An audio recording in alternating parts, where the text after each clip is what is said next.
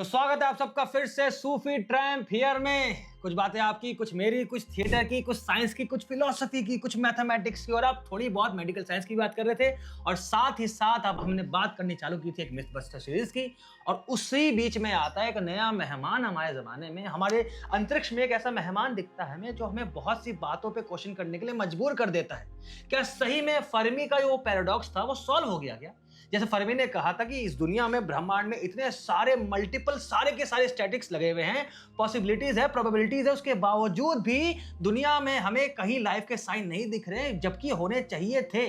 तो क्या वो पैराडॉक्स सॉल्व हो गया? क्योंकि अगर देखा जाए तो शायद एक मेहमान आ रहे हैं हमारे अंतरिक्ष से, इंटरगैलेक्टिक से, इंटरस्टेलर से, जो शायद ये पैराडॉक्स को सॉल्व करने ही आ रहे हैं। क्या सही में हमारी धरती के परे भी एक दुनिया है जहां पर जिंदगी है, जहां पर सांसें हैं, जहां पे इंटेलिजेंस है? और उन्होंने सोचा कि यार, जैसे हम सोच रहे हैं कि अपनी अर्थ को थोड़ा खराब तो हो गई है, चलते हैं मार्स पे, तो उन्होंने सोचा कि अपना पूरा का पूरा उनका सोलर सिस्टम ही खराब हो गया है। तो एक काम करते हैं, एक नए सोलर सिस्टम में चलते हैं जिनके ऊपर पूरी की पूरी हर तरफ बातें हो रही है। चाहे कोई भी आम इंसान हो, चाहे कोई भी हो, उनको ये न्यूज पहुंच चुकी है बहुत सारी न्यूज मीडिया के जरिए, बहुत सारे रील्स के जरिए, बहुत सारे सोशल मीडिया में इन्फ्लुएंसर्स के जरिए, और सब तरफ एक ही बात हो रही है कि भैया 3i एटलस है क्या?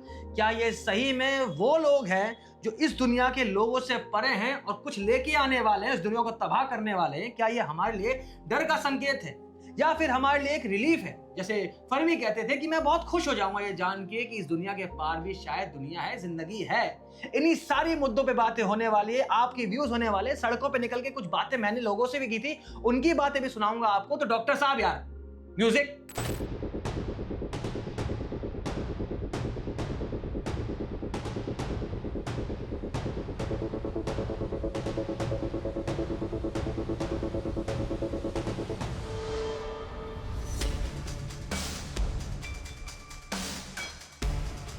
Welcome back to Sufi Tramp here once again. तो जैसा कि आप लोग समझ ही गए होंगे, आज की वीडियो होने वाली है 3i एटलस के ऊपर। तो भाई आखिर ये है क्या, ये 3i एटलस? और सबसे पहली बात, ये इतना अजीब नाम क्यों है 3i एटलस? तो बात ये है कि this is not the first, not the second, but the third interstellar object that we have been tracking. इसके पहले एक और ऑब्जेक्ट आया था जिसका नाम था 2i बोरिसोव, क्योंकि जिस साइंटिस्ट ने उसे ट्रैक करके उसे पहचाना था, उनका सरनेम था बोरिसोव, तो उसके ऊपर से नाम आया। और एक और ऑब्जेक्ट है जिसका बीच में काफी हवा मचा हुआ था, काफी अच्छा नाम भी था, मेरा पसंदीदा ओमुआमुआ। वाह। जैसे कि ओमुआमुआ। तो इसका जो ट्रैक था, सबसे पहले ओमुआमुआ अपीयर हुआ इन 2017, फिर 2019 में 2i बोरिसोव, और अब 2025 में 3i एटलस। तो ये जो है, इसलिए 3 लिखा है। यस, मुझे लगा आंखें 3 यार इसकी। ना, वो ऐसा सब मुझे बात नहीं लगा, लेकिन मजाक कर रहा हूँ। यस, वो सब बातें अभी आगे चलकर होंगी कि हाँ। आखिर 3 है कि क्या है। हाँ बिल्कुल। एनीवेज दोस्तों, हजारों लाखों किलोमीटर पर आवर पे चलने वाले 3i एटलस को नासा के साइंटिस्ट एकदम सही और सटीक टूल से ट्रैक कर रहे हैं। और आप यंग और प्रॉमिसिंग एंटरप्रेन्योर्स होने के बावजूद भी अभी तक अपनी इन्वेंटरी को मैनुअली ट्रैक कर रहे हैं। भाई क्यों? एग्जैक्टली यार, बिजनेस संभालना, धंधा चलाना कोई आसान बात नहीं है। 3i एटलस की तरह नई और अनोखी चुनौतियों का सामना करना पड़ सकता है। इसलिए बहुत जरूरी होता है कि आप अपना बिजनेस चलाते वक्त सही टूल्स का इस्तेमाल करें। और यहीं पे आता है ओडू। ओडू एक all in one business management software है जो आपके बिजनेस के सारे एस्पेक्ट को एक ही प्लेटफॉर्म के जरिए मैनेज करने में आपकी मदद करता है। एग्जैक्टली, अकाउंट्स का झंझट अरे ओडू संभाल लेगा। बिजनेस मैनेजमेंट में दिक्कत, अरे ओडू संभाल लेगा। अरे इन्वेंटरीज हो, सेल्स हो, वेबसाइट हो, सब कुछ ओडू संभाल लेगा, वो भी एक ही प्लेटफॉर्म के जरिए। और सिर्फ यही नहीं, चाहे आप किसी भी इंडस्ट्री में हो, ओडू आपके लिए स्पेशली केटर्ड सॉल्यूशन प्रोवाइड कर सकता है।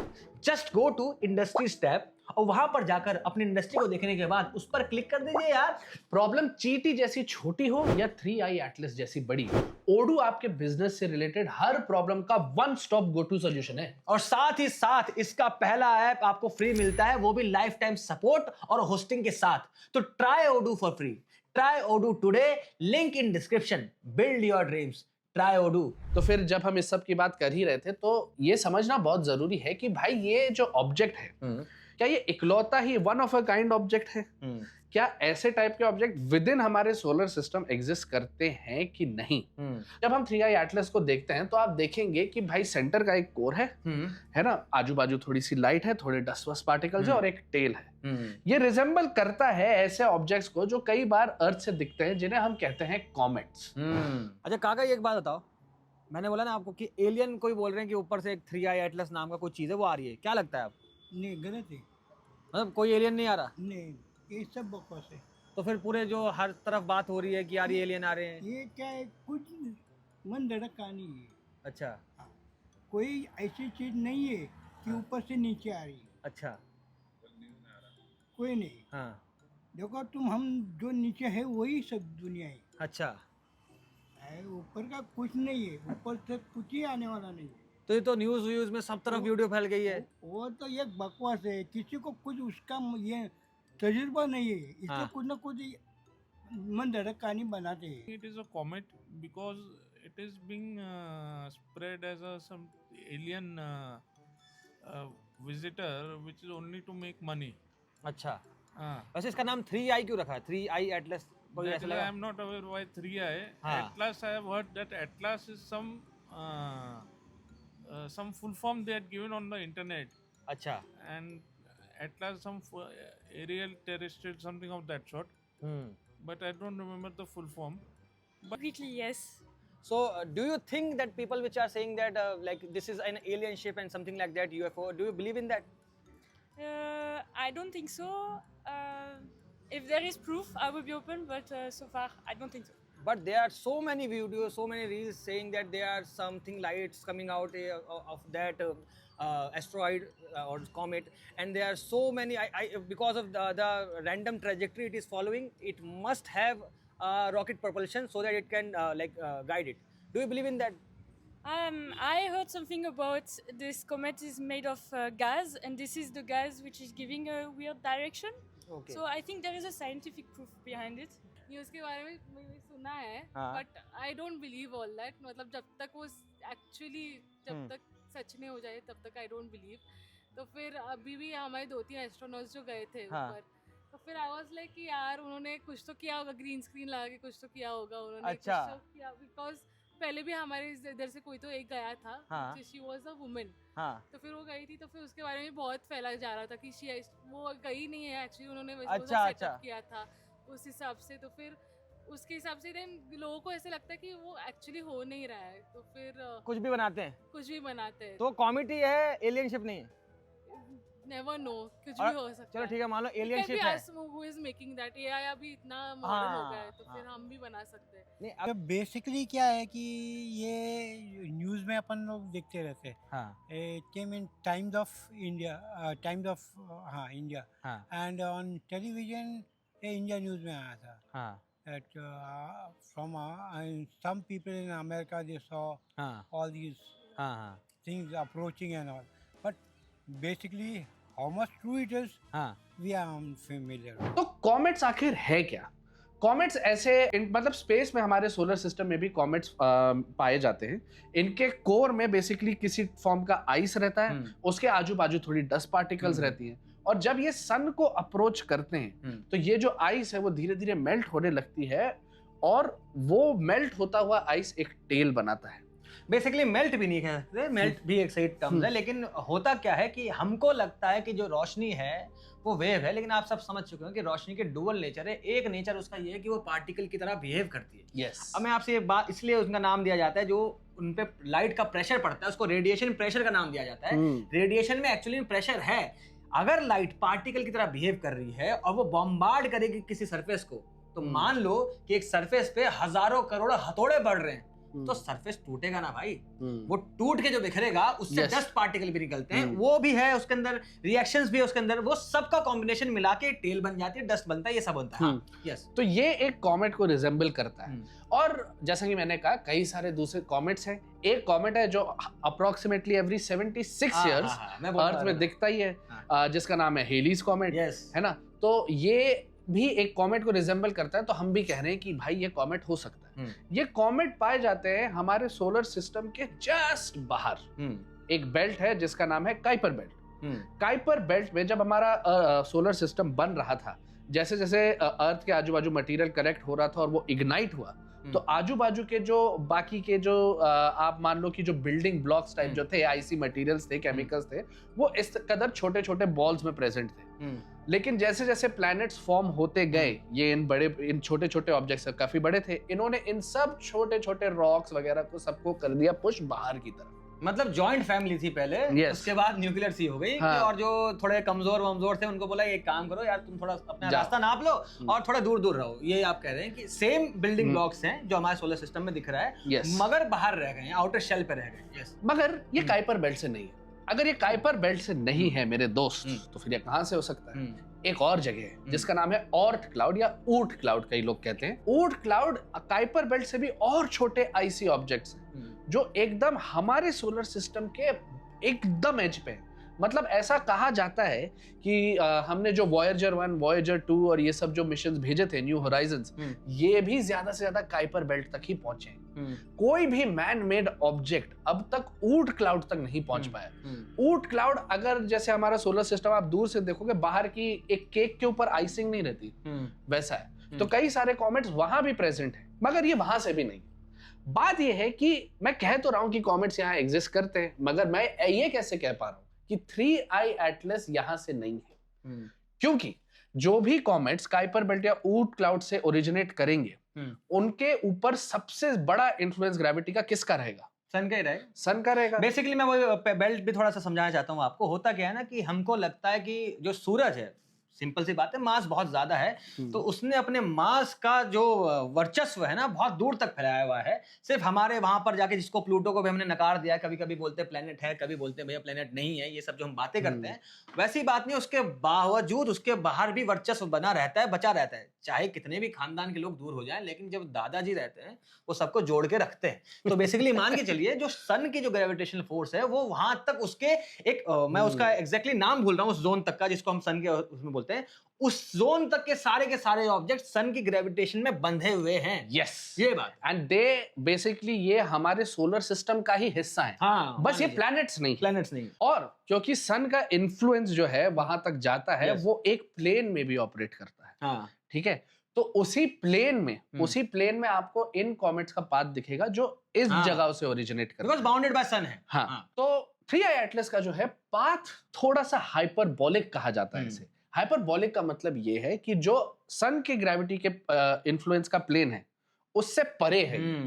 तो ये हमें ये बताता है कि इसका मोशन सन के ग्रेविटेशन से बाउंड नहीं है। मगर मैंने आपसे एक बात छिपाई है। देखिए, बात ये है कि सबसे पहले जैसे हमने कहा कि ये इंटरगैलेक्टिक या फिर इंटरस्टेलर ऑब्जेक्ट है, जो मतलब हमारे सिस्टम के बाहर से कहीं से आ रहा है।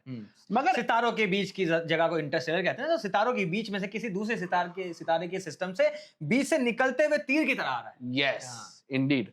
मगर इसका जो 3i तो मैंने आपको समझा दिया कि ये तीसरा ऐसा ऑब्जेक्ट है। मगर एटलस क्या है? तो एटलस एक bunch of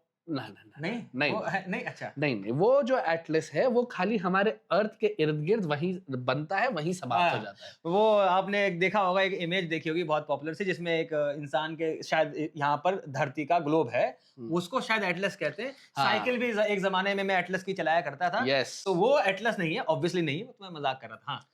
So ATLAS stands for Asteroid Terrestrial Impact Last Alert System.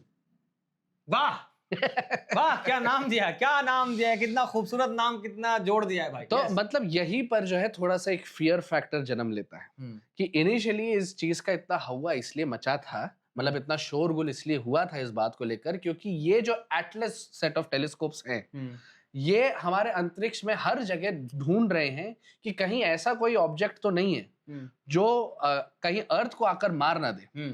तो ये जो है, अगर कोई भी चीज अर्थ की तरफ तेजी से आ रही है, ये उसे डिटेक्ट कर लेता है कम से कम कुछ हफ्ते पहले तक, ताकि हमें कुछ समय मिले इस चीज से डील करने का या फिर प्रिपेयर करने का, है ना। सो इसलिए इसका नाम है 3i एटलस। अभी जैसे कि मैंने कहा कि सबसे पहली बात जो उसे बताता है कि ये हमारे इससे नहीं है, वो था कि उसका जो पाथ है, हाइपरबोलिक पाथ है। तो बेसिकली इसका मतलब आप ये समझ लीजिए हाइपरबोलिक की हम जब बार बार कर रहे हैं, हाइपरबोलिक देखा जाएगा कि आपने मैथ में पढ़ा होगा, जो हाइपरबोलिक शेप होती है आपको ऐसे कुछ दो उल्टे पैराबोला मान लीजिए, उस टाइप का आपको शेप दिखेगा।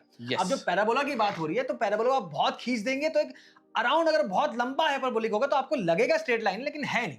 खैर वो तो अलग बात है। हाइपरबोलिक होने की वजह से, ये होने की वजह से कि सन से बाउंडेड नहीं है, इसका मतलब ये कि एक बार इसने टाटा बोला तो ये बोला, ये वापस कभी नहीं आएगा। वो हेलियस कॉमेट की तरह कि हर एक सर्टेन टाइम के बाद वापस आएगा। जो भी कॉमेट सन के ग्रेविटेशन में बाउंडेड है, हमारे उसी में बाउंडेड है, जिसमें जिनका दादा हमारा सन है, वो हमेशा एक समय पे लौट के आ जाएंगे अगर उन्होंने क्रॉस किया है। मगर ये कभी नहीं करेगा, ये एक बार आया और निकल जाने वाला है। दूसरा डिफरेंशिएटिंग पॉइंट इसमें ये है, जो काफी कंट्रोवर्शियल भी हो रहा था, कि भाई इसकी जो स्पीड है, अभी जैसे कि कहा कि भाई दादा का पोता चाहे कितना ही फुर्तीला हो, अंत में ज्यादा से ज्यादा दादा जितना ही ताकतवर होगा। तो मतलब जब तक आप इस सोलर सिस्टम में बाउंड हैं, एक पर्टिकुलर स्पीड के ऊपर आपकी स्पीड नहीं बनेगी। इसकी स्पीड बहुत ज्यादा है कंपेयर टू जो दूसरे कॉमेट जो हमने अब तक ऑब्जर्व किए हैं, उसके मुकाबले इसकी स्पीड बहुत ही ज्यादा है। तो ये भी हमें बताता है कि ऐसा यूजुअली कोई एक इंटरगैलेक्टिक ऑब्जेक्ट जो एक सिस्टम से दूसरे सिस्टम में जा रहा है या फिर बहुत सालों से ट्रैवल कर रहा है, वो ही इतनी स्पीड अटेन कर पाएगा। तो ये हो गया दूसरा डिफरेंशिएटिंग पॉइंट। थ्रस्टर लगे होंगे, अच्छा खासा इंजन प्रोपेल कर रहा होगा, और जब इंजन प्रोपेल कर रहा होगा और जिसके वजह से जो उनके एमिशन दिख रहा होगा, वो एमिशन भी हमें दिखेगा लाख मिलियंस ऑफ किलोमीटर लंबी, मिलियंस ऑफ किलोमीटर लंबी उनकी उसकी जेट लाइन दिख रही है, मिलियंस ऑफ किलोमीटर लंबी। ये तभी हो सकता है भाई, देखो देखा जाए यार डॉक्टर साहब, कॉमेट की ना कुछ कुछ चीजें होती हैं, सर्टेन लिमिटेशंस होती है, उसका जो बनावट होता है उसके हिसाब से जो वो डस्ट निकालता है, रेडिएशन प्रेशर लगता है, रिएक्शंस होती है, उसके हिसाब से वो सर्टेन अमाउंट की गैसेस सर्टेन क्वांटिटी में ही निकाल सकता है फॉर सम टाइम। लेकिन यार ये तहलका ही निकाल रहा है। और मैं आपको बताता हूँ, इसके अंदर जो एमिशंस निकलते हैं ना, एमिशंस जब हम देखेंगे उसके अंदर CO2 की मात्रा अत्यंत मिल रही है, मतलब कि कुछ तो बर्निंग हो रही है। क्या हमने ये जाना है, बताया आपको नॉर्मली क्या कलर दिख रहा था इसका, ब्लू, जैसा कि ज्यादातर कॉमेट्स का दिखता है। हाँ, लेकिन ये जो इसका अच्छा खासा ब्लू, ब्राइट ब्लू जो दिख रहा है, आपने जब घर में कभी चूल्हे जलते हुए देखे होंगे LPG के, ब्राइट ब्लू दिखते हैं, मतलब कि जो कंबशन हो रहा है बहुत खूबसूरत ढंग से एकदम कंप्लीट हो रहा है। तो कंप्लीट कंबशन होने की वजह से भी क्या ब्लू रंग के, अब देखा जाए जेट टेल जो निकल रही है millions and millions of kilometre लंबी, इतना हाईली थ्रस्ट से उसको पावर देके भगाया जा रहा है किसी के द्वारा। I told you earlier, we had declassified documents from the US State Office. Aliens exist. And this is an alien spacecraft. I contacted the spacecraft. और यही सारी बातें जमीन के, अब तो लोगों से जो मैंने बात की, वो भी जब मैंने उनसे बात करी एलियंस की, तो उनके सारे व्यूज दिख जाएंगे कि एलियंस कौन भेज रहा है, कौन नहीं भेज रहा है, एलियंस आ भी रहे हैं कि नहीं आ रहे। एलियंस जो आ रहे हैं वो जादू जैसे तो नहीं। अरे तुम स्पॉइलर दे देते हो यार, इंटरव्यूज दिखाओ। हाँ दिखाएंगे। अच्छा एक बात बताइए, अगर मान लीजिए हमें ये पता भी चल जाए कि चलो वो जो है वो एलियन है, मतलब अभी नासा से छुपा रहा है, कोई इंफॉर्मेशन छुपा रहा है, मान लो एग्जांपल लो, और एलियन है, तो उससे हम लोग की जिंदगी में क्या फर्क पड़ेगा? हमारी जिंदगी में ये फर्क पड़ सकता है कि एलियन है, if he is strong enough, he is much more stronger than us, much more technically advanced, much more superior than us, then he will invade the planet and take over the earth. पहले ही I don't want to say it, but humans ने थोड़ा सा brains use करना चाहिए, कैसे they should evolve and कैसे उन्होंने use करना चाहिए। अभी अगर aliens आ गए तो फिर they have their own technology, they have their own मतलब जो उनका thinking है, we don't know anything about them actually. अगर वो आ गए तो फिर मतलब थोड़ा सा होगा कि human beings will be like very surprised कि ऐसे क्यों हो रहा है, क्या हो रहा है, क्यों आ गए ये लोग, अभी क्या चाहिए इन लोगों को। But we will try to protect ourselves, we will see कि हमारी साइड से क्या हो सकता है। आपको अच्छा लगा कि बोला कि भाई चलो एक काम करते, वो हमको टेक ओवर करने आ रहे हैं, तो उनकी शिप हम टेक ओवर कर लेते हैं और हम निकल जाते 3i Atlas बन के किसी 3i Atlas बन के। Sir I don't think we have got, because with the speed that aircraft is having, I don't think we can match that speed. Obviously, Yes, so it is going at some 200-300 kilometers per second. Yes. Yes, na? So I think that there are superior power. हाँ, अगर होंगे भी अगर alien, होंगे वैसे तो भी। है कॉमेडी, Comedy. जिसको मैं भी मानता हूँ कॉमेडी अगर। हाँ, तो it is there will be a superior power. हाँ, So तो इतना डरने वरने की बात नहीं है ना, ये खावा में पैसा कमाने की बात चल रही है। पैसे कमाने की बात है और कुछ नहीं है. अभी हमारे इसमें टेक भी इतना इवॉल्व हो रहा है हाँ, कि अभी हम उनसे लड़ लेंगे। उनका सिस्टम हैक कर लेंगे। उनसे समझौता करेंगे, उनका क्या विचार है, क्या करने आ रहे हैं, यहाँ पे क्यों आए हैं। तो उनकी भाषा हमारी भाषा जैसे थोड़ी ना होगी।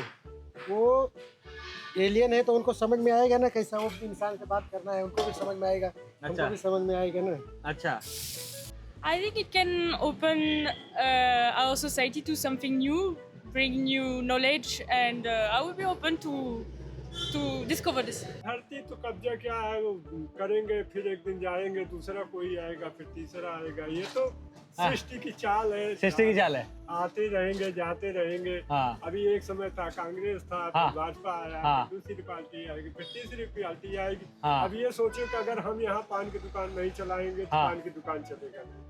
हम उमेश जाएंगे तो दूसरा आएगा, दूसरा जाएगा, तीसरा हाँ। आएगा। तो ऐसा कोई डरने वरने वाली बात नहीं है भाई, ये तो वही। सृष्टि का नियम है। मगर अगर एलियंस तो आ जाएंगे धरती पर तो तुम क्या बोलोगे उनसे? तो मैं बोलूंगा कि चले जाओ यहाँ से।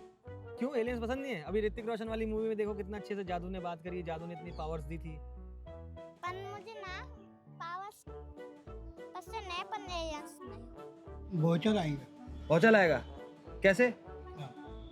वो आया है ना। हाँ अगर आप बोल रहे आएगा, हाँ, मान लो हम तो बोलते नहीं है। नहीं आएगा, लेकिन मान लो आ गया तो फिर क्या क्या आपके हिसाब से जिंदगी, जैसे अभी आप जीते हैं जो, आपने ये पिक्चर देखा है क्या? कौन सा? ऋतिक रोशन का। हाँ, जादू जादू जादू देखा मैंने। हाँ ऋतिक आखिर को क्या होता है? हाँ तो एलियन उसको ऊपर चला जाता है। हाँ हाँ, धरती पे कोई नहीं आएगा ना। धरती पे कोई नहीं है। अगर आपको सारे इंटरव्यूज दिख गए होंगे तो ये सारी बातें सड़कों पे आम जनता में बातें फैलाई जा चुकी है। पता है यार, मैंने कई ऐसी वीडियोस देखी जिसमें मस्त ना पूरी की पूरी उसको स्पेसशिप के शेप में लाइटें जलते हुए एलियंस कॉफी पीते हुए दिख रहे हैं। हाँ, ये भी हो रहा है। नहीं वो क्या है, टेलीस्कोप हाँ। थोड़े ज्यादा ही स्ट्रांग हो गए हैं हाँ, आजकल। बेचारे JWST इतना स्ट्रांग नहीं है। ये हाँ। कैमरा है ना 23 अल्ट्रा, यस, ये कोई आसमान अल्ट्रा जूम पे ऐसे डाल बाकी के। ये जो है ये कॉफी चल रही है ब्लू टोकाई वाली, आई गेस। यस, एनीवेज आप कंटिन्यू तो यही सारी चीजें हैं। हाँ। जैसा कि इन्होंने पॉइंट आउट किया कि CO2 की मात्रा बहुत ज्यादा है, जो हमारे आईसी ऑब्जेक्ट जो काइपर बेल्ट पे है, ऊट क्लाउड में है, उनमें जिस तरह के मटेरियल्स हैं, जिस तरह का कॉम्पोजिशन है, जो कि हमारे सोलर सिस्टम का बिल्डिंग ब्लॉक है एक तरीके से, उनमें जो प्रपोर्शन रहेगा, उस प्रपोर्शन के हिसाब से इसके जो जो सिग्नल्स हमें अब तक मिल रहे हैं, जो जो हम ट्रेस कर पाए हैं, वो काफी अलग है। बहुत अलग है यार। इनफैक्ट इसने कलर भी बदला था। यार कमेलियन है ये, बताओ। ये ब्लू से ग्रीन भी दिखा है। हाँ, इसका मतलब हुआ क्या होगा, कभी कभी उनको लगा यार ब्लू लाइट जो थोड़ी सी अच्छी नहीं लग रही है, हमें एक काम करते हैं थोड़ा इसको ग्रीन बनाते हैं, थोड़ा Yes, माहौल of course. सब्जी लगनी चाहिए ना, हर तरफ सब्जा फील्ड दिखाते हैं, थोड़ा नहीं, ग्रीन ग्रीन। देखो, it is also about the vibe. You know, before I was approaching Earth, हाँ, so I have to be blue because I have to match the vibe. हाँ. You know, but now I want to crash into land, so I have to be green, just like Atlas. यार मैं एक चीज पूछ रहा था, इसका size तो एग्जैक्टली कितना है, लेकिन मुझे याद नहीं है। तो इसका साइज जो है, खैर मुझे नहीं पता, शायद अभी नेट पे मैंने इतना वो भी पढ़ा नहीं, जो साइज जितना भी हो, लेकिन डर की बात क्या होती है कि अगर वो जो कॉमेट जो हमारे डायनासोर भाइयों को ले गया था, वो कितने साइज का था? यार वो तो कहते हैं कि अमेरिका के साइज का था वो। अच्छा, गिरते गिरते कम हो गया होगा, शायद कुछ किलोमीटर लंबा जो भी था, एक क्रेटर भी मिल गया। बहुत ज्यादा बड़ा नहीं हाँ, था। इतना नहीं कि देखिए धरती को खत्म करने के लिए आपको ऐसा नहीं कि चांद जितना बड़ा मारना है। यस, आई गेस नंबर 8 या 9 किलोमीटर के अराउंड है। अगर 8-9 किलोमीटर लंबा कोई एस्टेरॉइड, मतलब अच्छा कॉमेट, वो टकरा गया, इतना बड़ा पत्थर स्पेस से हजारों किलोमीटर प्रति सेकंड की रफ्तार से टकरा गया, तो पूरी धरती तबाह कैसे कर सकते हैं? ऐसे नहीं कि टकराया और धरती फट गई, वो नहीं होगा। टकराएगा, इतने ज्यादा एमिशंस निकलेंगे, डस्ट क्लाउड बन जाएगा, सन की रेज हमारे अंदर तक नहीं आ पाएगी धरती और में, झंग से आइस हाँ, आ जाएगी। आइस आ जाएगी। यही हुआ था डायनासोर के साथ। उतना बड़ा इम्पैक्ट भी नहीं झेल पाएंगे, बहुत सारी, और अगर समंदर में लग गया 70% समंदर अपनी ताकत दिखा देगा भाई। तो पूरी तरह आजू बाजू आपकी जो कोस्ट लाइन्स हाँ। थी वो दफन हो जाएंगी, और फिर उसके आगे आने वाले लोग हाँ। कहेंगे कि भाई यहाँ पर अटलांटिस था। हाँ, एग्जैक्टली। इसलिए जरूरी है जो 3i एटलस, जैसे डॉक्टर साहब ने बताया, कि क्यों हम कंटिन्यूअसली मॉनिटर करते रहते हैं अपने जो हमारा आसमान है, क्योंकि देखिए मुझे इतना लगता है कि अगर कोई मस्त चीज आते हुए दिख भी जाएगी अगर अच्छी खासी स्पीड से, तो इंसान उसको नियुक्त तो नहीं कर सकता, क्योंकि इतना समझ लो उसको नियुक्त करने के लिए कितना प्रिसाइज कैलकुलेशन लगेगा। ऐसा नहीं कि आसमान में टंगा हुआ है, हमने कैलकुलेशन मार दिया। हमें उसकी स्पीड और अर्थ का ओरिएंटेशन, अर्थ का घूमने की स्पीड और वो कैसे मैच करके उस पर टकराएगा, पॉसिबल तो नहीं हो सकता। बिल्कुल, ठीक है, होगा नहीं कुछ। हमने पाई की वीडियो में भी ये डिस्कस किया था कि पाई की जो है मतलब वैल्यू अगर आप देखोगे एकदम प्रिसाइसली तो जानना बहुत मुश्किल है।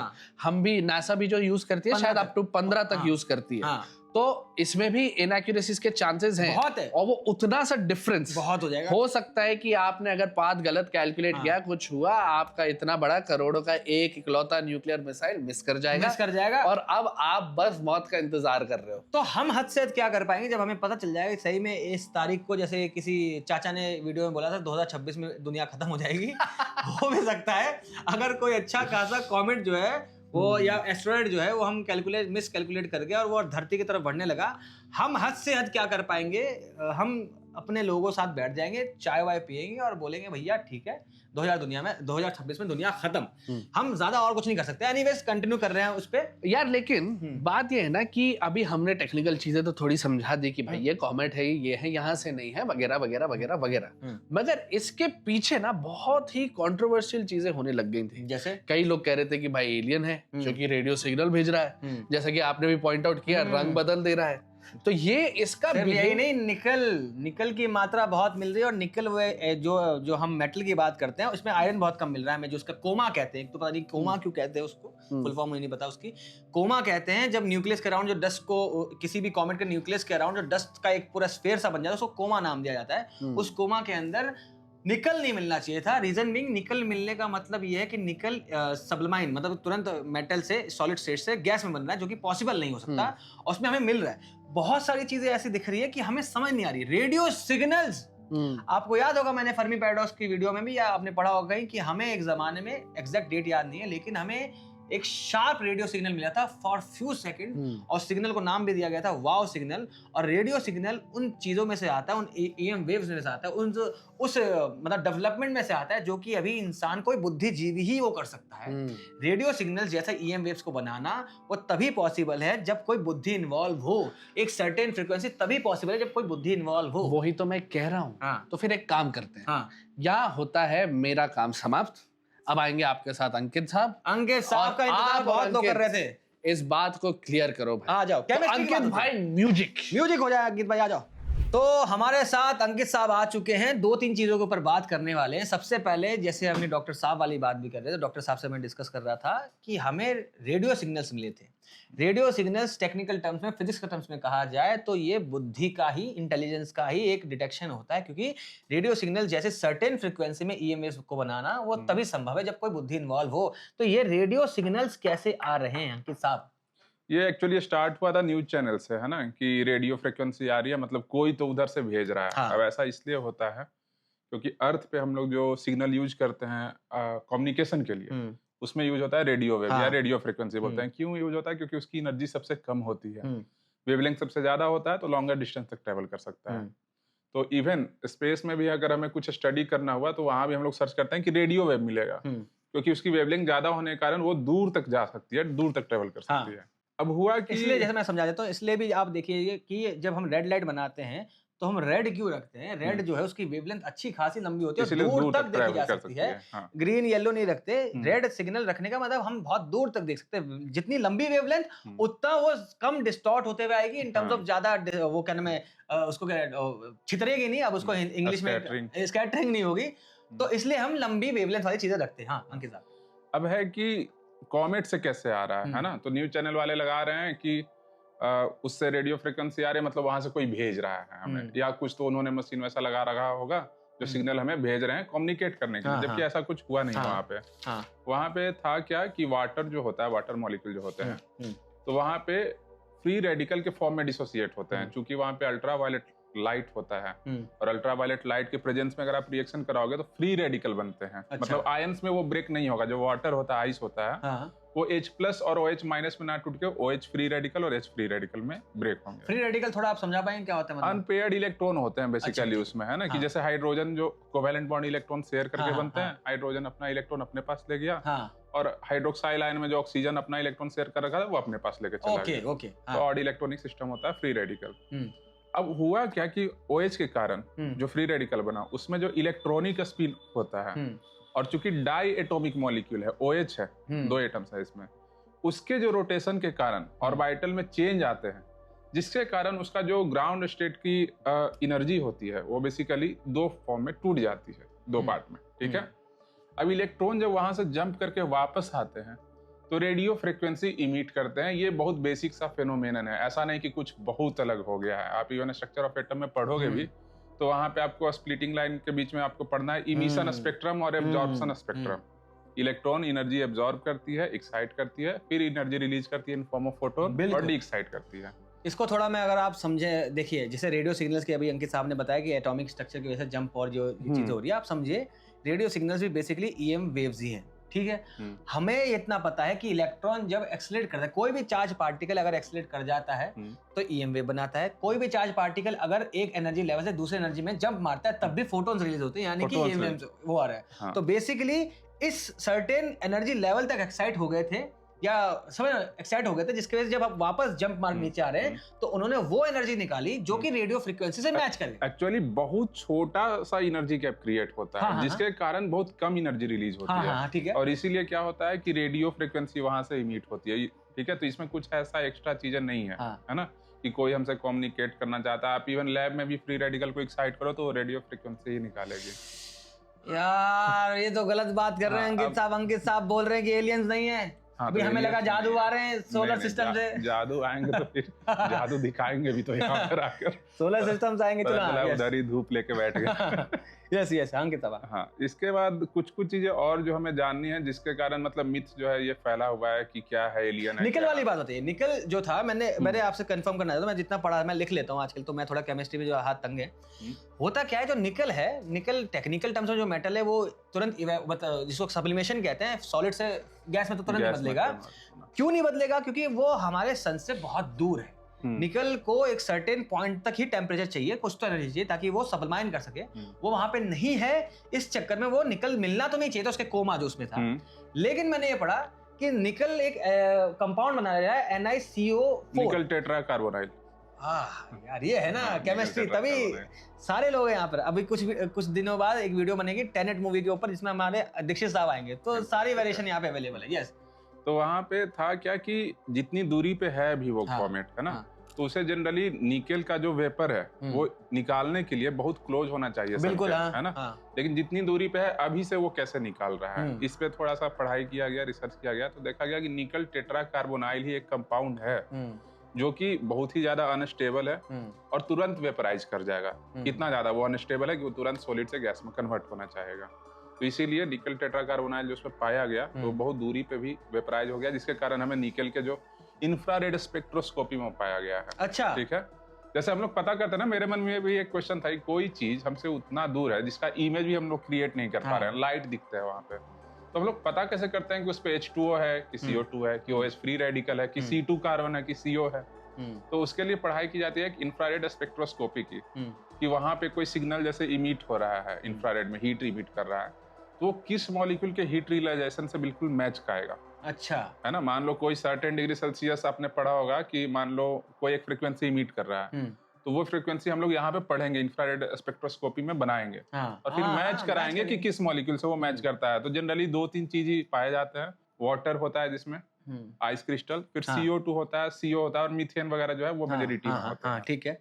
लेकिन अंकित साहब के हिसाब से ये तो हमें एक्सप्लेनेशन मिल गया निकल का। अंकित साहब, मैं आपको एक बात बताता हूँ, सोच के देखिएगा, आप सबके सवाल है। मैं जैसे बताया, एक रेडिएशन प्रेशर नाम की चीज होती है। रेडिएशन प्रेशर क्या करता है, जब पड़ता है, जब आपको फोटोन्स का पार्टिकल नेचर पता चलता है ना, जब वो बम्बार्ड करते हैं किसी कॉमेट पे या किसी पे, तो उसका सरफेस टेक्निकल टर्म में टूटता है, बिखरता है और धुआं निकलता है। अच्छा, अब सन के पास है, सन मार रहा है अपनी किरणें, हथौड़े मार रहे देखे, और भैया तो जो धुआं निकलेगा टेक्निकल टर्म्स में, जो वो निकलेगा, जो टेल्स बनेगी, जो उसका हमें शेप दिखेगा, वो सन से दूर दिखना चाहिए। अगर मान लीजिए सन यहाँ पर है और ये ऐसे आ रहा है, तो जो उसकी टेल शेप दिखेगी वो पीछे की तरफ दिखनी चाहिए। भैया यहाँ पे सामने की तरफ दिख रही है। कोई अपने इंजन को उस तरफ लगाकर ब्रेक मार रहा है कि सन ना खींच ले। अच्छा, मतलब ये है कि उसका जो कोमा है वो सामने की ओर निकल रहा है, जो कि कोमा तो स्फीयर बन गया, जो उसके हाँ। जेट लाइनिंग मान लीजिए, जो हाँ। उसका वो एमिशंस वाला वेपराइजेशन करके वो जो जो निकला। है, जो टेल बन रही है, हाँ। जिसको टेल कहते हैं कॉमेट का, टेल की जो डायरेक्शन थी वो सन की तरफ ना होके सन से दूर होनी चाहिए थी, लेकिन जो सन की सन तरफ दिख रही है। कैसे? मैं बोल रहा हूँ जेट लगा के हमने ब्रेक मार रहा है, वरना सन खा जाएगा। यस, आप बताओ। उसमें पॉसिबल रीजन पे अगर हम बात करें तो यही हो सकता है कि उसमें बहुत सारे डस्ट पार्टिकल वगैरह होते हैं। ठीक है। अब सामने देखने का रीजन ये हो सकता है कि मे बी डस्ट पार्टिकल से सनलाइट जो है वो मतलब रिफ्लेक्ट होके हमें दिख रहा होगा। ये एक पॉसिबल रीजन समझ में आता है। बाकी तो और कोई पॉसिबल रीजन मुझे नहीं लग रहा कि सामने जो साहब बहुत दिखेगा। क्लोज आ गए और आपको भी उसके क्लोज पहुंचा दिया। तो देखिए, सबसे पहली बात क्या आती है कि वो कॉमेट जो हमें दिख रहा है ये बहुत बहुत लंबी जर्नी तय करके आया है, बहुत सालों सदियों करोड़ों साल पुराना निकल के आ रहा है, और वो बहुत दिनों से अकेला था। बहुत अकेलेपन में क्या हुआ, आप सोचिए, वो सदियों से करोड़ों सालों से वो जो कॉमेट था वो उस पे गैलेक्टिक रेडिएशंस पड़ रही है। उसके बाद वो निहायती तन्हा था, किसी सोलर सिस्टम का पार्ट नहीं था, तो उसका जो पूरा का पूरा स्ट्रक्चर है, जो सरफेस है, वो अलग वे में बन चुका है। ठीक है। वहां पर क्या नाम है, CO का CO2 में बन जाना बहुत कॉमन हो जाता है जब इतना इंटरगैलेक्टिक कोई ऑब्जेक्ट जो बिना इंटरेक्शन किए हुए आ रहा होता है। अब होता क्या है, जब बॉम्बार्ड होते हैं तो जो हैवी डस्ट पार्टिकल होते हैं वो उड़ते हैं। हम सबको न्यूटन भाई ने एक बात बताई थी, उससे पहले खैर गैलीलियो साहब भी बोल चुके थे इनर्शिया के बारे में, कि anything that is in motion will stay in motion, और जो रेस्ट में है वो रेस्ट में ही रहेगा। अब जब भारी भरकम डस्ट पार्टिकल उड़ते हैं तो वो अपनी जगह को पकड़ के रखते हैं। जगह डस्ट पार्टिकल उड़े, यहाँ रह गए, यहाँ से कॉमेट निकल गया, जब कॉमेट निकला तो ये डस्ट पार्टिकल पीछे रह गए। अब ये मोटे डस्ट पार्टिकल है, इस वे में लाइट को रिफ्रेक्ट कर देंगे जिससे हमें परसीव होने लगेगा कि जो टेल बन रही है वो उसकी आगे की ओर है। मतलब कि आंखों का धोखा है। आप पेन को पानी में डालिए, टूटा हुआ दिखेगा, आंखों का धोखा है नहीं। तो ये इसका एक्सप्लेनेशन दिया जा चुका है। ऐसे में ढेर सारे मिथ आ रहे हैं। जैसे शुरू में आया था कि जो कॉमेट आ रहा है, तो अगर वो कॉमेट है तो उसका टेल क्यों नहीं दिख रहा? है ना, कि कॉमेट अगर रहता तो टेल दिखना चाहिए था। तो सीधी सी बात है, अगर आप कॉमेट को ऐसे फ्रंट व्यू से देखो, पॉइंट दिख रहा होगा, तो आपको तो बस पॉइंट दिखेगा ना। यही अगर थोड़े से एंगल पे हम इसे देखें तो फिर आपको ये पूरा टेल वगैरह जो है कॉमेट का वो सब कुछ दिखेगा। तो ये भी एक था जो न्यूज पे मिथ वगैरह की तरह फैल रहा है। मुझे 2-3 सवाल और पूछने हैं आपसे। जो बाय द वे मैं ग्रीन कलर वाली बात बोल रहा था। ग्रीन कलर आया था, ग्रीन कलर की बात बताइए, ग्रीन कलर क्यों दिखा सडनली? ये मैं मानता हूँ, ये मेरा लगता है जो सब लोग जमीन के लोग मान रहे होंगे, भैया उन्होंने स्विच बदल दिया। रेड, ब्लू और ग्रीन था इनके ऊपर ऑप्शन, उन्होंने बोला कि अब मैं ग्रीन जलाता हूँ। तो कोई है ग्रीन का रीजन बताइए। ऐसा कुछ नहीं होता। उसमें क्या होता है, ढेर सारे जो मॉलिक्यूल होते हैं, जैसे C2 मॉलिक्यूल होता है ना, तो वो जनरली जब आप उसको एक्साइट और डीएक्साइट, जैसे अभी मैंने बताया था, वो चीजें अगर उसके साथ होगी तो वो ग्रीन कलर जनरली इमिट करता है। तो ऐसे और भी मॉलिक्यूल होते हैं जो कभी ब्लू कलर शो करते हैं, कोई येलो कलर शो करता है, इस तरीके से। तो ऐसा कुछ है नहीं कि स्विच दबाया गया और ग्रीन कलर दबा रहे थे और फिर एम्बुलेंस बना दिया गया रेड कलर का स्विच दबा के। और यही जब सड़कों पे मैं निकला, मैं कहा देखो होता क्या है ना कि बहुत आग को फैलने के लिए ना बस हल्की सही डायरेक्शन की हवा चाहिए, जंगल पूरा जल जाता है। ये एक हल्के से चिंगारी लगी थी। और भी इसमें एक्चुअली 1-2 मिथ और था इसमें जो न्यूज पे फैल रहा था। उसमें ये था कि देखो अब सन के पास आ रहा है पेरिहिलियन, जो नियरेस्ट अप्रोच बोलते हैं, है ना, तो सन के पास आ रहा, अब अचानक से उसने स्पीड बढ़ा ली। या देखो अब दूर जा रहा है सन से तो उसने स्पीड घटा ली, मतलब वो लौट के अब हमारे पास आना चाह रहा है। नहीं, ये बेसिक सा ग्रेविटेशनल पुल है कि आप सन के पास जाओगे, इवन आप सैटेलाइट जब भेजते हो किसी अदर प्लैनेट पे, जैसे ही उसके ग्रेविटेशनल फील्ड के पास में आ जाता है तो उसकी स्पीड अचानक से बढ़ जाती है। क्यों? मार्स उसको खींचता है उस सैटेलाइट को। तो जब कॉमेट आएगा सन के नजदीक, तो सन अपने ग्रेविटेशनल पुल से उसे क्या करेगा? खींचेगा। तो हो रहा है कि अचानक से लगता है उन्होंने इंजन तेज कर लिया, अब वो जा रहे हैं। फिर जब दूर जाएगा सन से, है ना, तो उसकी स्पीड क्या होगी? ग्रेविटेशनल पुल अप कम होगा, है ना, मतलब वहां पे सन जो है उसके पास से ट्रैक करेगा थोड़ा सा, तो उसकी स्पीड क्या होगी? घट जाएगी। तो इसमें ऐसा कुछ है नहीं कि वो मोड़ के अब हमारे तरफ आ रहे हैं और वो रेडियो वेव में बात करने के लिए भेज रहे हैं। और एक चीज और, उसमें थोड़ा और सिंपल सा फिजिक्स समझते हैं। हो क्या रहा है, जो मैंने आपसे वीडियो में शुरुआत में बात की थी जेट लाइन के ऊपर, बहुत लंबी जो जेट लाइन बनी है वो रीजन ये हो रहा है कि देखिए, मैं जैसे आपको बोला करोड़ों साल की जर्नी तय करके आया है, उसका पूरा का पूरा सरफेस बहुत अलग वे में बन चुका है। उसके ऊपर जो आइस डेवलप हुई होगी और जो उसका न्यूक्लियस हर एंगल से ऐसा बोला जाए टूट चुका था। बेसिकली हर कॉमेट का जो न्यूक्लियस होता है वो स्टेबल होता है, वो टूटता नहीं है। धीरे धीरे उसकी जो आइस होती है वो भाप बन रही होती है, टेक्निकली रिएक्शन कर रही होती है, क्योंकि वहां पर आइस का डायरेक्टली भाप में बन जाना, मतलब कि टेक्निकल वेपर बन जाना, रीजन भी यही है, वहां पर प्रेशर बहुत कम है, इसलिए सडनली सॉलिड से हम हमेशा गैस में आ जाएंगे जैसी हल्के से एनर्जी मिलेगी।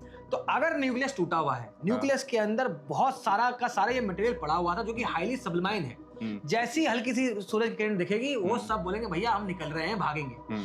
रीजन ये समझ में नहीं आ रहा था कि कॉमेट इतना छोटा होने के बावजूद भी इतनी लंबी जेट लाइन क्यों बन रही थी, जिसको अब हम ये समझ रहे हैं कि पहली बात तो वो घूम बहुत तेजी से रहा है, जिसकी वजह से उसका न्यूक्लियस जो है वो अनइवन टाइप में गर्म हो रहा है या एनर्जी बढ़ रही है। दूसरी बात, उसके अंदर जो मटेरियल था वो अनइवन वे में गर्म हो रहा है, एक्साइट हो रहा है, स्पीड भी बहुत ज्यादा है। क्यों हो रही है? स्पीड तो बहुत ज्यादा है ही, खैर वो तो ग्रेविटेशनल पुल की वजह से हो सकती है। और दूसरी चीज क्या हो सकती है, आप सोचिए जैसे कि जैसे हमने पढ़ा है, सिंपल सी बात, every reaction has an equal and opposite reaction.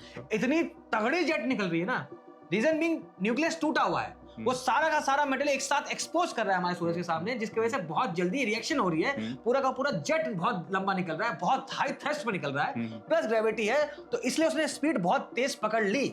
ऐसा नहीं कि कोई थ्रस्टर लगा दिया गया था। इसमें एक थोड़ा सा ये अनयूजुअल एक्टिविटी इसलिए भी देखा गया कि जनरली जो हम लोग कॉमेट की स्टडी करते हैं उसमें CO2 और H2O का रेशियो देखते हैं कि किसका कंटेंट ज्यादा है। तो इसमें क्या था कि CO2 का जो कंटेंट है वो H2O से कहीं ज्यादा मिला, जिसके कारण भी एक वो जो लॉन्ग जेट हम लोग बोल रहे हैं वो मिलता है, क्योंकि CO2 इजिली इवेपोरेट हो सकता है ना, सब्लिमेट कर जाएगा। इवन वाटर भी जो है, जो हम लोग जानते हैं ना, मैं एक्चुअली बार बार देख रहा था कि वाटर जो है वहां पे स्पेस में सबलाइम कर जा रहा है ना, आइस जो है डायरेक्टली वेपर में कन्वर्ट हो रहा है, वाटर में नहीं कन्वर्ट हो रहा है। और धक्का समझिएगा, अब ये समझिएगा ध्यान से, जैसी आइस जो है वो एक सर्टेन स्मॉल वॉल्यूम है, भाप एक बड़ी वॉल्यूम है। अब देखिए एक चीज छोटे से बड़ी हो रही है, तो इसको आप ये समझ सकते हैं कि इसने क्या किया, यहाँ पे ऐसे ही एक पत्थरनुमा शेप थी, वो सडनली भाप बन के बड़ी हुई, जैसे ही बड़ी हुई उसने क्या किया, एक्सपेंड कर दिया। अब यहाँ पे न्यूटन का थर्ड लॉ आ जाएगा, एक्शन इक्वल्स टू रिएक्शन। एक चीज पीछे गई, एक चीज आगे जाएगी, तो ये स्पीड को और इंक्रीज कर देगी, जो कि उसका हम बिहेवियर समझ पा रहे हैं, ये है। तो आई गेस सारे जो हमने केमिस्ट्री के पॉइंट ऑफ व्यू से जो बातें थी वो कर ली। अंकित साहब, आपको कोई और अनयूजुअल एक्टिविटी कुछ बतानी है तो बताइए। बहुत सारे नोट्स लिखे हुए थे, बहुत कम चीजें और सर्टेन चीजें बतानी थी मुझे आपको। यस नहीं, इसमें तो लगभग सारी चीजें कवर हो गई है ना। ठीक है, तो ये बातें हो गई, तो अभी दोबारा से डॉक्टर साहब को बुलाया जाता है और इस वीडियो को उनके असली मुकाम पर लाया जाता है और चीजें समझाई जाती है कि आखिर ये 3i एटलस क्या कर रहा था और क्या बताता है। अरे आ जाओ। तो डॉक्टर साहब वापस आ गए, लेकिन अब वीडियो को अब उसकी अंजाम तक पहुंचाया जाएगा, सोचा ये जाएगा। देखिए सबसे पहली बात, ये चीज 3i एटलस की जब हमने केमिकल कंपोजिशन पढ़े, जो अनयूजुअल चीजें पढ़ी कि निकल बहुत ज्यादा हमें उसके कोमा में मिला है, प्लस उसका CO2 और H2O का लेवल जो रेशियो है बहुत अलग है नॉर्मल कॉमेट से। वो ये चीज ये बताता है कि हमारे संसार के परे भी एक बड़ा संसार है, अलग दुनिया है, जहां पर कंपोजिशन अलग होने के बावजूद भी चीजें एग्जिस्ट कर सकती हैं। एग्जैक्टली उनको पढ़ना इसलिए जरूरी है। देखिए बात यह है कि फर्मी का भी जो पैराडॉक्स है, उसे पैराडॉक्स इसलिए कहा जाता है कि अगर आप देखेंगे तो प्रोबेबिलिस्टिकली भी लाइफ का सिर्फ अर्थ पे ही एग्जिस्ट करना पॉसिबल नहीं है। तो हम जो आजकल ब्रह्मांड की तरफ देख रहे हैं और कई बार जितना दूर हो सके देखने की कोशिश कर रहे हैं, हम एक्चुअली ये समझने की कोशिश कर रहे हैं कि हम आए कहां से। बिल्कुल, क्योंकि अगर हम ये अच्छे से समझ ले कि हम आए कहां से, शायद हम ये भी समझ पाएंगे कि हम आए क्यों। और शायद इन सारे सवालों के जवाब इन कॉमेट्स के अंदर छुपे हुए हैं। इसीलिए जब भी ये कोई ऑब्जेक्ट आता है, इसका साइंटिफिक कम्युनिटी में बहुत ज्यादा शोरगुल रहता है। और सबसे बड़ी बात, जब एक ही बार आने वाला है। एग्जैक्टली, क्योंकि शायद इनमें कुछ ऐसे राज हैं जिन्हें अगर हम समझ लें तो हम खुद को बेहतर समझ पाएंगे। बिल्कुल। और अगर हम खुद को बेहतर समझ पाएंगे तो ये जो पूरा संसार है, जो हम ऊपर आकाश में देखते हैं, तो देखते हैं कि ये जो तारा है ये कहाँ है, ये क्या है, ये सब कुछ बेहतर समझ पाएंगे। मेरे भाई, एक पूरी की पूरी स्टडी होती है, एक पूरा का पूरा सब्जेक्ट कह लीजिए, जिसको कहते हैं कॉमेट थ्योरी। उनको पूरा का पूरा रिवाइज करना पड़ रहा है जब से ये 3i एटलस दिखा है, क्योंकि जो हम समझते थे कि कॉमेट ऐसा ही होना चाहिए, ऐसे ही बिहेव करना चाहिए, अपने साइज के प्रोपोर्शन में ही जेट लाइन बनाना चाहिए, अपने साइज के प्रोपोर्शन में कोमा जो उसका राउंड बनता है वो बनना चाहिए। न्यूक्लियस इतना छोटा होगा तो इतनी बड़ी जेट लाइन नहीं दिख सकती, इस कोमा में इतने सर्टेन एलिमेंट्स दिखेंगे, निकल कम मिलेगा, आयरन ज्यादा मिलेगा, CO2 और H2O का बैलेंस होगा। ये सारे के सारे मिथ ये 3i एटलस आके तोड़ गया और हम पे सवाल खड़े कर गया कि हम इसको बोलते हैं what you know is a drop and what you don't know is an ocean। जाहिर सी बात है, इसी को इसलिए समझने के लिए हमने इसको समझा। ये सारे जो मिथ फैल रहे हैं, जो सैमसंग 23 अल्ट्रा से जो वीडियो बना के आपको भेज रहे हैं कि देखो एलियंस दिख गए हैं, क्या बात कर रहे हो? नहीं सही में नहीं 23 से नहीं, फिर 25। ओह माय गॉड, 25 इनके पास 23 है वैसे 4। तो ये सब बातों पे यकीन नहीं करना चाहिए। ये सब बातें बहुत हल्की सी हवा से फैल जाती है आग, और आपको लगता है कि शायद सही में कोई इंटेलिजेंट बीइंग था, ये थी मिथ। ये सारे व्यूज बटोरने की चीजें हैं। हमें बहुत लोगों ने कमेंट किया कि आप 3i एटलस के बारे ऊपर वीडियो बनाइए। हम थोड़ा वक्त ले रहे थे। दूसरी बात ये भी आपको पता है, थोड़ा मेरे पर्सनल लाइफ में बहुत कुछ घट रहा है, घर वालों की तबीयत वैसी खराब है। एनीवेज, तो ये सब चीजें होने की वजह से वीडियो में लेट हो गया, लेकिन लाना बहुत जरूरी था। थोड़े फैक्ट्स लेके आने जरूरी थे, थोड़े केमिस्ट्री समझनी जरूरी थी, जिसके लिए हमारे पास हम सबके और आप सबके प्यारे अंकित साहब हैं, जिन्होंने आपको शायद बहुत इजीली, बहुत आराम से चीजें समझा दी। हमारे साथ डॉक्टर साहब है, जो कि बहुत ब्रह्मांड का ज्ञान रखते हैं, और मैं तो बहुत बोलता ही हूँ। i7 या i9 का प्रोसेसर लग चुका है। यस, i5 तो क्या है? i5 का प्रोसेसर जो है, तो कंक्लूजन के ऊपर मैं क्या बोलना चाहता हूँ, कंक्लूजन के ऊपर मैं उन सब लोगों को कंक्लूजन दिखाना चाहता हूँ जिनकी क्लिप्स अब तक आपने शायद देख ली होगी, कि अगर हमारे पास एलियन मिल भी जाए तो उससे हमारी जिंदगी में क्या फर्क पड़ेगा, कैसे इंसान बिहेव हो जाएंगे। आप अभी वीडियो आप स्क्रीन पे देख सकते हैं। तो ये बातें खत्म होती हैं, ये बातें समझने पे खत्म होती है कि 3i एटलस कोई एलियन शिप नहीं है। पहली बात तो एक ऐसी चीज थी, इसलिए साइंटिफिक दुनिया में तहलका मचा था, क्योंकि हमें बहुत कुछ जानने को मिल गया। हमें अपनी सारी की सारी थ्योरीज बनाने को, अलग पूरे डेवलप करने को मिल गई। जैसे आइंस्टाइन ने जब डेवलप कर दिया था कि ग्रेविटी फोर्स नहीं होके स्पेस टाइम में कर्वेचर, उसने बहुत कुछ बता दिया। जिस समय हमें समझ नहीं आता था कि मरकरी का जो ऑर्बिट है वो इतना तिरछा मिर्छा क्यों है, उसको कोई नहीं समझा पा रहा था, न्यूटन की ग्रेविटेशन इक्वेशन नहीं समझा पाई थी। वैसे ही मौके होते हैं ये समझने के लिए दुनिया कैसे बनी है। ऐसे ही 3i एटलस एक मौका लेके आया था, जिस चक्कर में हमने उसको पढ़ा और पूरे साइंटिफिक दुनिया में कोहराम मच गया। और वो वीडियोस जो S23 अल्ट्रा के पहुंचे उसको आप हटा दीजिएगा। इस बात को याद रखिएगा कि अभी तक तो हम ही सिर्फ साकित अकेले लोग खड़े हैं जहान में, और अच्छा होगा अगर कोई एलियन दिख जाए, वरना हम पे इतना बड़ा बोझ है इतने पूरे ब्रह्मांड की इंटेलिजेंस संभालने का। खैर, इस वीडियो को खत्म करते हैं। डॉक्टर साहब करें खत्म। जय Hind. Oh, by the way, please go on the description and click on the link given there, because every great employee deserves a great software. Do try, Odoo. Do try, Odoo.